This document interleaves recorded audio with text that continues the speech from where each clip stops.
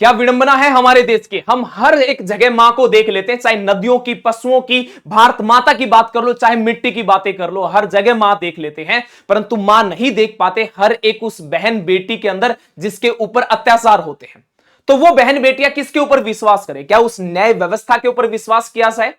जिसको, जो रेपिस्ट होते हैं, जिनको जेल में होना चाहिए, वो आजाद घूमते रहते हैं, क्या उसके ऊपर विश्वास किया जाए? क्या उस देश की सरकार के ऊपर विश्वास किया जाए जिस देश की सरकार का स्लोगन है कि बेटी बचाओ बेटी पढ़ाओ? मतलब पहले बेटियां बचानी होगी, फिर उसके लिए पढ़ाई उनसे करवानी होगी। और जब वो पढ़ लिखकर विकसित हो जाती है, अपने पैरों पर खड़ा होने के लिए सोचती है, तो उस लड़की का हमारे देश के अंदर जो विधायक लोग जो है, या फिर ये कह दिया जाए जो देश की सत्ता को संभालते हैं, वो उसका रेप कर देते। क्या उसके ऊपर विश्वास किया जाए? किसके ऊपर विश्वास किया जाए? हमारे देश जहां पे सत्ता को संभालने वाले लोगों की टंग स्लिप हो जाती, बेटी बचाओ बेटी पटाओ जैसे शब्दों का इस्तेमाल कर देते हैं, वहां पे महिलाएं सुरक्षित है क्या? हमारे एक दिन के अंदर लगभग 90 केस दर्ज होते हैं, हर 16 मिनट में एक केस हो जाता है हमारे देश के अंदर। क्या वो देश हमारी बहन बेटियों के लिए सुरक्षित है क्या? और उनकी जब सुरक्षा की बातें की जाए, जब न्याय व्यवस्था फेल हो जाती है, जब सरकार उनको उनका हक दिलवाने में फेल हो जाती है, तो वहां की हमारी बहन बेटियां ही इकट्ठी हो जाती हैं और कहती हैं कि ये रेपिस्ट है, ये जेल से बाहर आ चुका है, इसको वापस जेल में डालो। ये वो लोग हैं जो हमारे देश को, हमारे देश की बहन बेटियों को नुकसान पहुंचा रहे हैं। मतलब कानून याद दिलवाने के लिए हम प्रोटेस्ट करने पड़ जाते हैं। हम उस देश के नागरिक हैं। मैं आज बात कर रहा हूं उन्नाव रेप केस की। आज उसी उन्नाव रेप केस की जिसमें हाई कोर्ट के अंदर जो कुलदीप सिंह सेंगर है उसको बरी कर दिया जाता है। कह दिया जाता है कि इसके तो 7 साल पूरे हो चुके हैं, इसके ऊपर जो हर्जाना है ये हर्जाना दो और इसको वापिस जो इसको फ्री कर दिया जाए। हम उस देश के वासी हैं, किस कानून पे विश्वास किया जाए, किस सरकार पे जो है वो विश्वास किया जाए? आज ये वही दरिंदा है। दरिंदा इसलिए भी है क्योंकि ये वही व्यक्ति है जिसने एक परिवार को निगल लिया, जिसने एक पिता को निगल लिया, जिसने एक बहन को निगल लिया, एक 17 साल की लड़की को निगल लिया। आज हम बात करेंगे उन्नाव केस की, जिसके अंदर हर एक व्यक्ति को इस व्यक्ति ने प्रभावित किया है। अगर बातें की जाए शुरुआत कहां से होती है, तो 4 जून 2017 का समय था। महज 17 साल की एक लड़की, आप खुद के ऊपर लेके चलो, जब आपकी उम्र महज 17 साल होगी तो उस समय क्या आपको अच्छाई बुराई के बीच का अंतर पता था? आप एक लड़की होने के नाते सोचना, अगर आपकी बहन है, बेटी है, उस तरीके से सोचना। महज 17 साल की उम्र के अंदर एक लड़की जिस विधायक के पास में जाती है, महज किस चीज के लिए? रोजगार के लिए, क्योंकि बेरोजगारी अपनी चरम सीमा पे है। 2017 में रोजगार के लिए जाती है। भाजपा विधायक, मतलब जिसके नाम में ही भाजपा आ गया। अब किस चीज के ऊपर विश्वास करोगे? हिंदू होने पे, मुस्लिम होने पे, सिख होने पे, ईसाई होने पे? अब किस चीज के ऊपर विश्वास किया जाएगा? भाजपा विधायक होते कुलदीप सिंह सेंगर, और एक ऐसी जगह के विधायक जहां पे यह कह दिया जाता है कि कानून बड़ा तगड़ा है, कानून बड़ा सख्त है, क्योंकि यह बाबा की नगरी है। मतलब योगी आदित्यनाथ, उत्तर प्रदेश, जहां पे उत्तर प्रदेश के सीएम होते हैं, कुलदीप सिंह सेंगर होते हैं।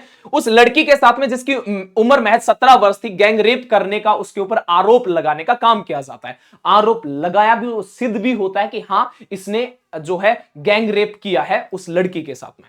3 अप्रैल का समय होता है, कार्रवाई की मांग की जाती है। पिता जो है, जो पीड़िता होती है, उसके पिता जो है प्रोटेस्ट वगैरह करते हैं कि जो कुलदीप सिंह सेंगर, जो अपने आप में बड़ा ही बाहुबली है, बलशाली, अच्छा पैसे वाला व्यक्ति है, उसके ऊपर जो है कानूनन कार्रवाई करने की मांग की जाती है। परंतु किसको क्या पता था कि जो 17 साल की लड़की अब जो 18 साल की हो चुकी है, जो पहले नाबालिग थी अब जो 18 साल की थी, उसके पिता को पुलिस के द्वारा पकड़ लिया जाएगा। और पुलिस के द्वारा किस लिए पकड़ लिया जाता है? कुलदीप सिंह सेंगर के जो लोग थे उनके घरों के अंदर अवैध हथियार रख देते हैं।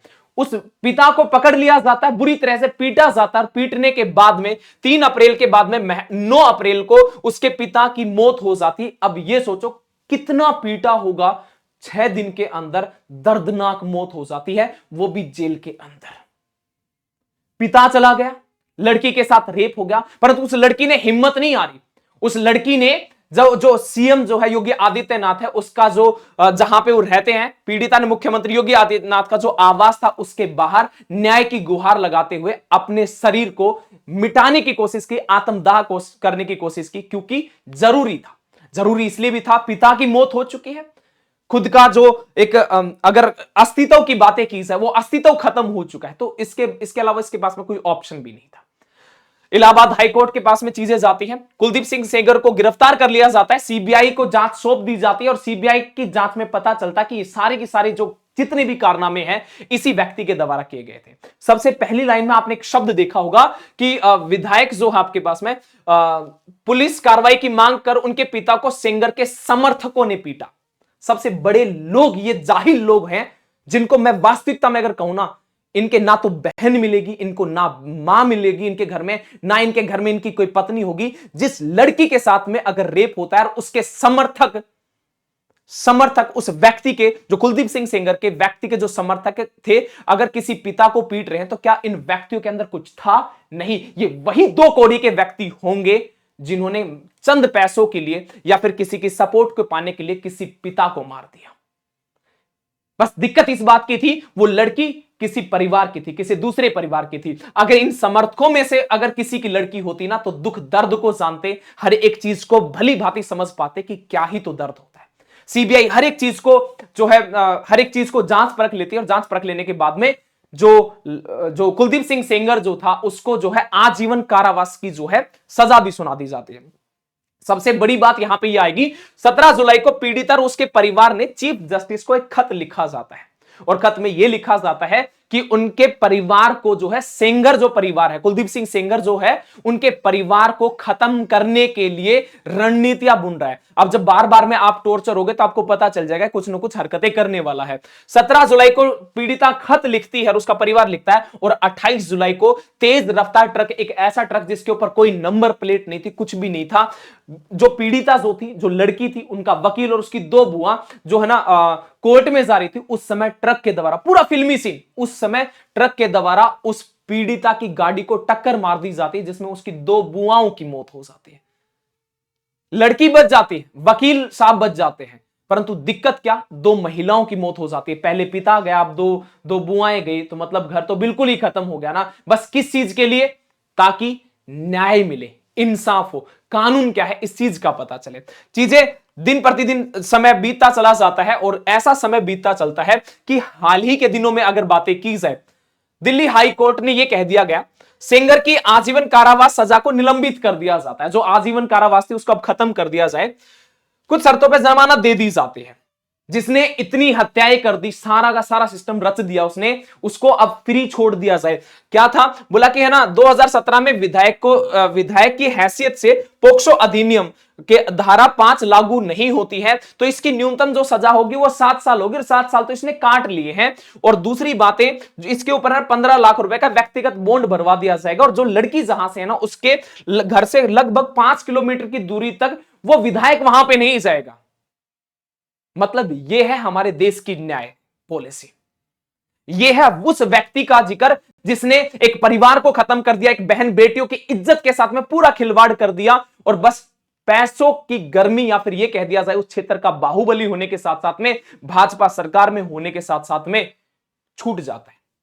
परंतु सीबीआई क्या करती है, सीबीआई फिर से अपील करती है अब सुप्रीम कोर्ट में, और सुप्रीम कोर्ट में आज के ही दिन, अगर 29 तारीख की बातें की जाए तो सुप्रीम कोर्ट ने ये जो हाई कोर्ट के द्वारा जो ये फैसला लिया गया था उसके ऊपर स्टे लगा दिया जाता है और यहां पे एक बार विश्वास दिला दिया जाता है कि हां, हमारे यहां पे कानूनन कुछ तो चीजें हैं, कुछ तो है जो बहन बेटियों को सुरक्षा प्रोवाइड करवा सकता है। परंतु दिक्कत सबसे बड़ी बात की पता है क्या है, शुरुआत होती है 2017 से और आज 2025 खत्म होने को आ जाता है, 7 से 8 साल का समय बीत जाता है, परंतु आज भी वो लड़की और उस लड़की के समर्थक इस बात में है कि न्याय होगा। जो व्यक्ति अब फिर से बाहर आ चुका है उस व्यक्ति को फिर से जेल में डाला जाएगा, क्योंकि ये हमारा देश है, ये हमारा देश है। जो इतने घटिया किस्म के जो लोग हैं, जो रेपिस्ट हैं, वो तो हमारे देश में आजाद घूमते हैं और जो हमारे देश के बड़े बड़े वैज्ञानिक हैं, जो देश के हितों के बारे में सोचते हैं, वो जेल में बंद है।